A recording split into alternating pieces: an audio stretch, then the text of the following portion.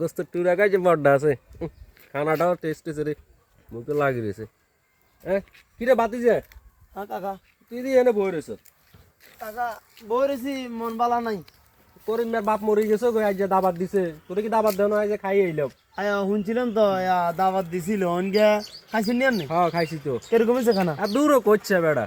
একটা হাই ওদের গুষ্টি আনো গোস্ত আনো বাগে কি কোয়ালিটি ডাল কদ্দুর দিছে ও গোস্ত এক পিস দিছে খাই আর মনে হয় এত রান্নার দাওয়াত দিয়ে মানে ভুল করছি কিনলে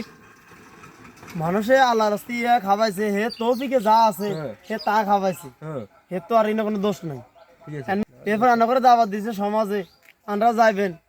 শুকর আলহামদুলিল্লাহ যা খাইছেন শুকর আলহামদুলিল্লাহ করবেন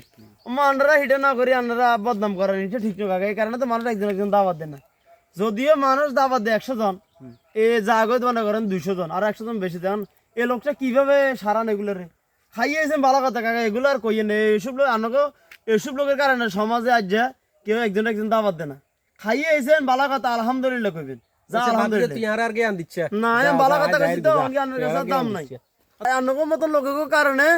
সমাজে একজনের একজন মানুষ দাওয়াত দেয় না যদি দে একজন আনরা জাঙ্গ 3 জন খাইয়েছেন আনে মোতাবাদ ভালো কথা আলহামদুলিল্লাহ না কইবেন আপনি এ নাই বদনাম করার হিসে মার তোর কাকুর কোয়াল ভাই